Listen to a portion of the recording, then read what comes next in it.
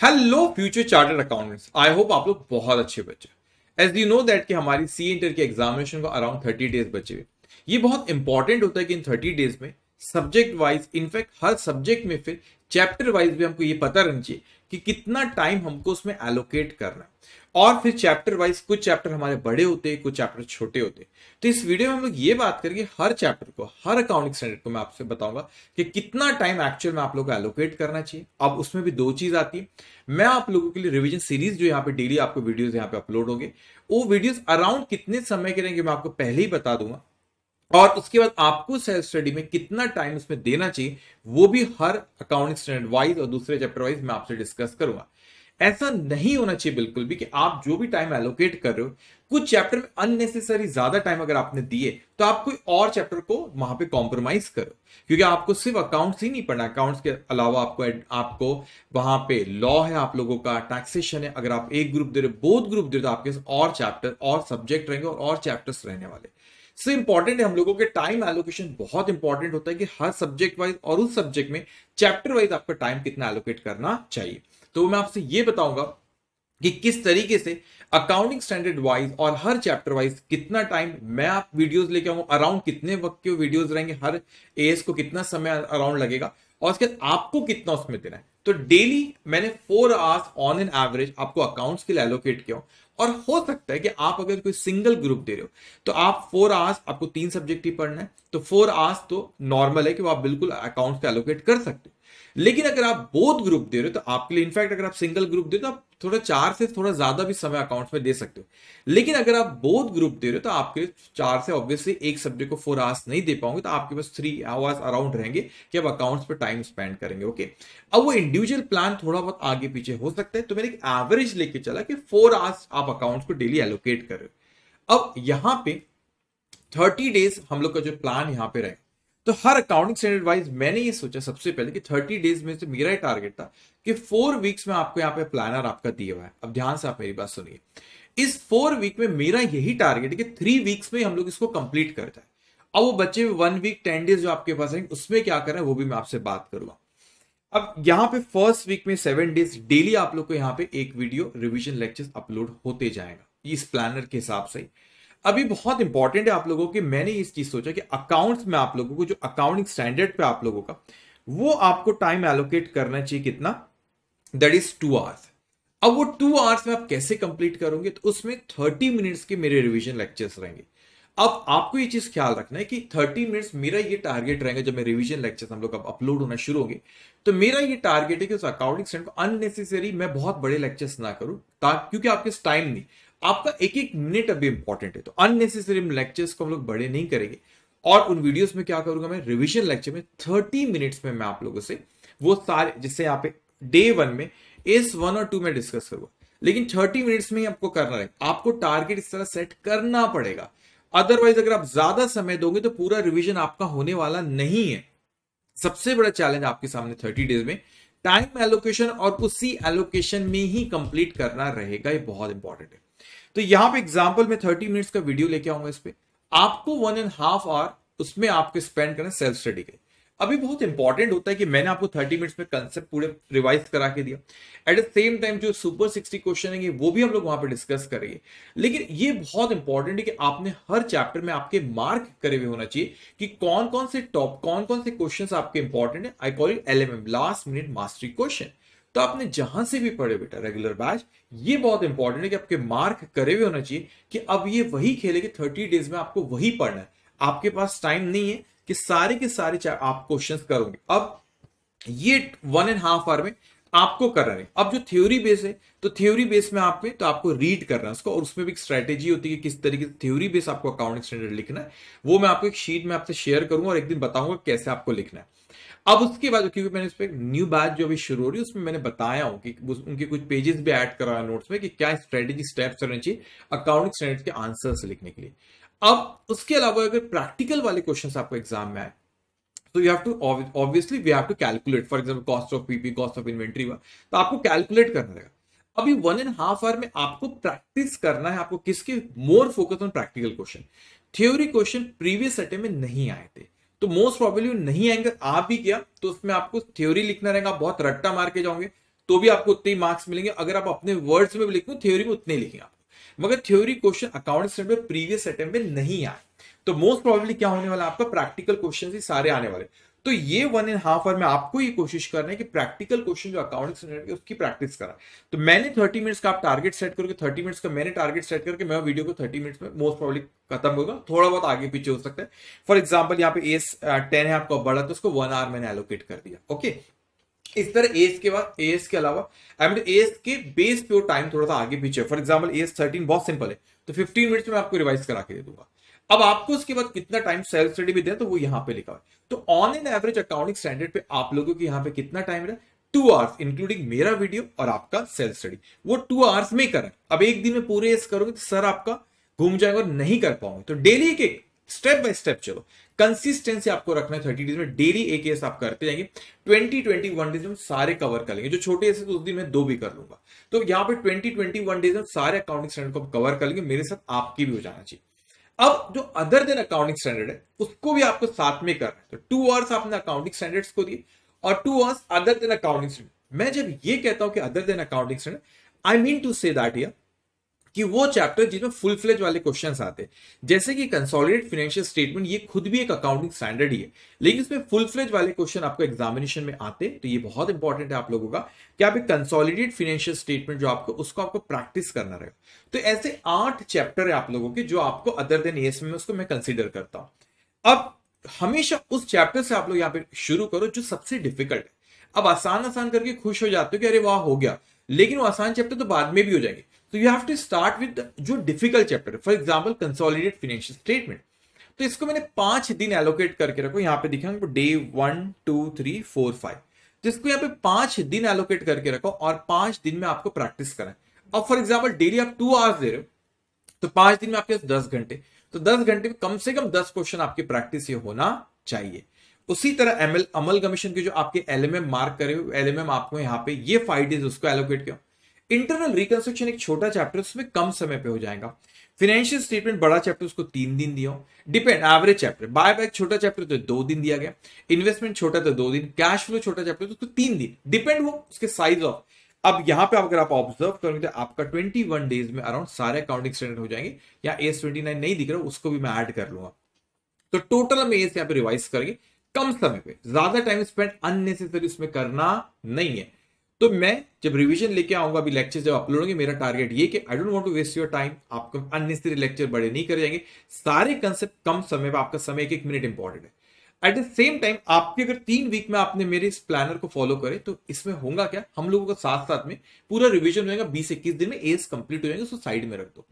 अब साथ में दूसरे चैप्टर की भी प्रैक्टिस करना। इस चैप्टर को आपको ये नहीं करना कि हम लिख के नहीं देखते, प्लीज लिखना पड़ेगा, आपको प्रैक्टिस करना पड़ेगा, वही आपको कॉन्फिडेंस बूस्ट करेगा। और मैं कह रहा हूं सेल्फ स्टडी का कोई रिप्लेसमेंट नहीं होता। मैं एज ए टीचर, मैं आपके लिए रिवीजन लेक्चर्स ला सकता हूँ, स्ट्रेटेजी ला सकता हूँ, प्लानर ला सकता हूँ, लेकिन जो सेल्फ स्टडी का रिप्लेसमेंट कोई नहीं होता। उसी से आपको पता चलता है कि आप गलती कहां करो।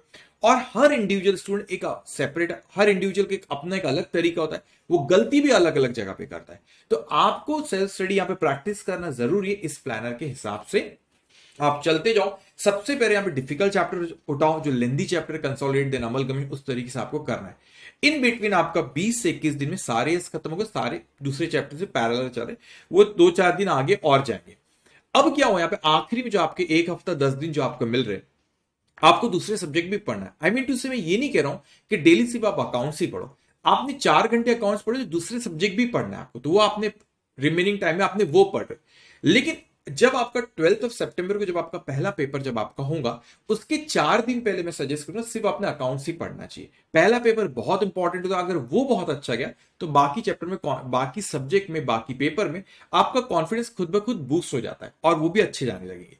अब इंपॉर्टेंट ये कि मैंने कहा कि पेपर के 4 दिन पहले मैं सिर्फ अकाउंट्स ही पढ़ूंगा 4 दिन, लेकिन उसके पहले आपने 1 हफ्ता बहुत ही अच्छे से बाकी जो सब्जेक्ट है उसको फुल फ्लेज आपको अच्छे से रिवीजन करना है। आपको ये नहीं करोगे अभी नहीं कर रहा, अभी भी करना है। अभी तो 4 आवर्स ही अकाउंट पढ़ रहे हैं, दूसरे टाइम पे आपको दूसरे सब्जेक्ट करना है, लेकिन एग्जाम के एग्जैक्ट 4 दिन पहले आप सिर्फ अकाउंट्स ही पढ़ रहे हो 4 दिन, तो उसके 1 हफ्ता पहले, मतलब 4 दिन के पहले एक आध हफ्ता आपको दूसरे सब्जेक्ट अच्छे से पढ़ के रख लो। फॉर एग्जाम्पल टैक्स हो गया, लॉ हो गया, क्योंकि अकाउंट्स के बाद आपको वो पेपर देना रहेगा, उसको आप बहुत अच्छे से पढ़ के रख लोगे उस 1 हफ्ते में। और उसके बाद इन बिटवीन आप लोग के आरटीपी और मॉक टेस्ट पेपर भी मैं यहाँ पे अपलोड करूंगा, और बहुत मजा आएगा। आरटीपी में बहुत अच्छे से कुछ पॉइंट्स ऐड करें, बहुत अच्छे से हम लोग डिस्कस करेंगे। और आरटीपी और मॉक टेस्ट पेपर की आप बिल्कुल फिक्र मत करना, बिंदास रहना, मैं अपलोड करूंगा और आपको सिर्फ वो वीडियो देख लेना। आपके पास काफी समय यहाँ पे ब्लैंक्स भी यहाँ पे समय, तो आप कभी भी उन वीडियोस को अपनी कन्वीनियंस के हिसाब से उन वीडियोस को पहले से देख के रखना, क्योंकि एग्जामिनेशन में हो सकता है कि आरटीपी और mock test paper as it is आपको क्वेश्चन आ जाए, वो मस्ट है। तो इस तरीके से आपको, और यहां पे जब आप प्रैक्टिस करेंगे, you don't have enough time कि आप सारे क्वेश्चन लिख के देखो। आपके एलएमएम या लास्ट डे रिवीजन, आप जो भी नाम उसको देते होगे, वो बहुत इंपॉर्टेंट है बेटा, कि आपने उसको प्रैक्टिस करना पड़ेगा। तो इस तरीके से आप करो। 20-21 डेज में मेरे साथ आपके अकाउंटिंग स्टैंडर्ड पूरे हो जाएंगे क्लास में, और उसके साथ आपको सेल्फ स्टडी, वो बहुत इंपॉर्टेंट है। उसके साथ यहां पर आप दूसरे चैप्टर्स में 2 आवर तो वो भी साथ में होते जाएंगे। और आखिरी में जो आरटीपी मॉक टेस्ट पेपर मैं अपलोड करूंगा, वो आपने देख लेना। और आखिरी के जो आपके 4 दिन रहेंगे एग्जाम के पहले I-2 से, उस पर अच्छे से आपने ये सारे, मैं बताऊंगा उसकी स्ट्रेटेजी आपको कैसे वहां पे करना रहेगा। ठीक है, मैराथन भी लेके आऊंगा, you don't have to worry, बस आप मेरी बात ध्यान से सुनो। अगले आपके 30 डेज बहुत इंपॉर्टेंट है। तो इस तरीके से हमारी स्ट्रेटेजी रहेगी फॉर द कमिंग 30 डेज। इसको आप बहुत ही स्ट्रिक्टली फॉलो करो, ट्रस्ट में कॉन्फिडेंस बूस्ट हो जाएगा। अब कौन कौन सी चीजें आपको ध्यान में रखना है, और कौन I-2 से कौन सी चीजें नहीं करना, और कौन सी चीजें करना, मैं पहले बात करता हूं कौन सी चीजें आपको नहीं करना है। Don't skip difficult topic. हम लोग को ऐसा लगता है कि तो डिफिकल्ट टॉपिक नहीं करते, जैसे कंसोलिडेटेड फाइनेंशियल स्टेटमेंट, कुछ बोलते नहीं करेंगे, कुछ बोलते अमल कमीशन। ये गलती मत करना है। यू वोंट बिलीव कि प्रीवियस अटेम्प्ट में आपको 14 मार्क्स कंसोलिडेटेड पे क्वेश्चन आया, 14 मार्क्स आपका अमल कमीशन पे आया। अब बताओ 20 दोनों से आया 14 मार्क्स का, तो आप स्किप नहीं कर सकते, आपको करके सब जाना है। तो डोंट स्किप, आप डोंट, ऐसा नहीं इसको नहीं करते, करके सब जाना।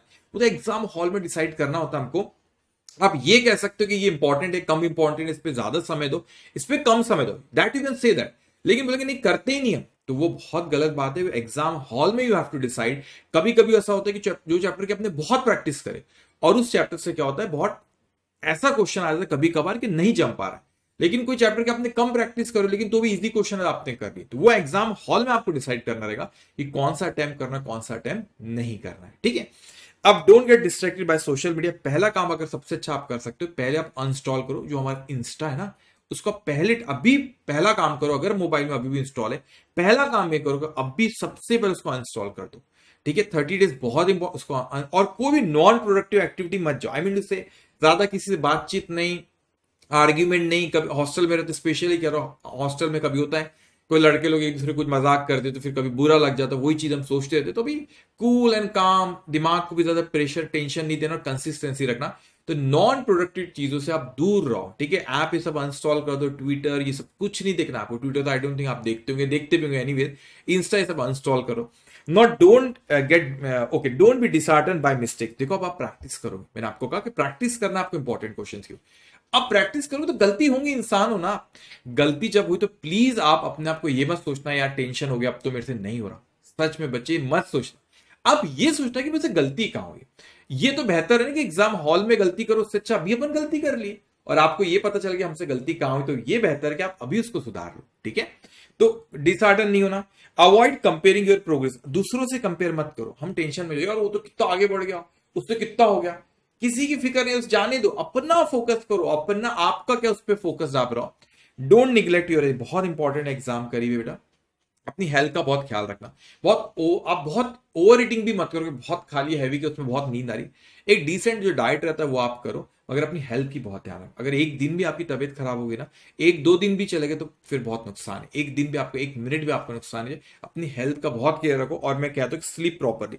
मेरे हिसाब से 6 घंटा कम से कम बच्चे, ज्यादा से ज्यादा 7 घंटा। ठीक है, मगर आपने 6 घंटा 6 घंटे की अच्छी नींद लो। अगर नींद नहीं लोगे तो आप प्रोडक्टिविटी चले जाती है और आप अच्छे से पढ़ नहीं पाते हो। तो इट इज वेरी इंपॉर्टेंट कि प्रॉपर 6 घंटे की कम से कम नींद लेना चाहिए। और दोपहर में आप एक, मैं टाइम टेबल भी इसका अलग से लेके आता हूं, आपका रूटीन कैसा होना। दोपहर में आपने मेरे हिसाब से 15-1 मिनट का एक नैप लेना चाहिए, तो आपका प्रोडक्टिविटी से बढ़ जाती है। Then don't introduce new topic. जो नहीं पढ़े, नया पढ़ने की कोशिश मत करना। जो चल रहा है बस उसी को, जो पढ़े बस उसी को पढ़ा, जो नहीं पढ़ो जाने दो उसको, उसको नया एडिशन मत करो।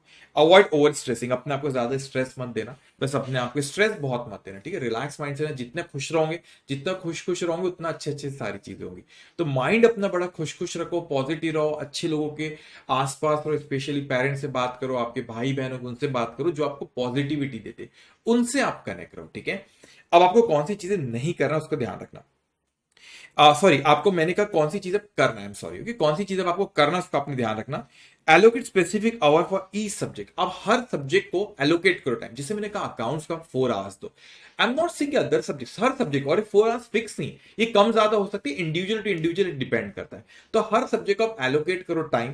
Then start with topic with your least confident, मैंने अभी कहा आपसे जिसमें सबसे कम कॉन्फिडेंट है, अगर जो सबसे जो सबसे डिफिकल्ट है उससे शुरू करो, तो that will boost your confidence, ठीक है। वो डिफिकल्ट है, इजी करके क्या होगा, आई बूस्ट योर कॉन्फिडेंस, जो बड़े बड़े चैप्टर अपने के लिए मेन तो हो गया, छोटे मोटे तो आसान है। तो यहां पर मैंने फ्लो ऐसे ही बनाया कि इसी फ्लो में आप इसको चैप्टर्स करो, ठीक है। इसकी ना ये पीडीएफ में आपको इसी वीडियो के डिस्क्रिप्शन बॉक्स में आप लिंक शेयर कर दो, आप डाउनलोड भी कर सकते हो इसको, ओके।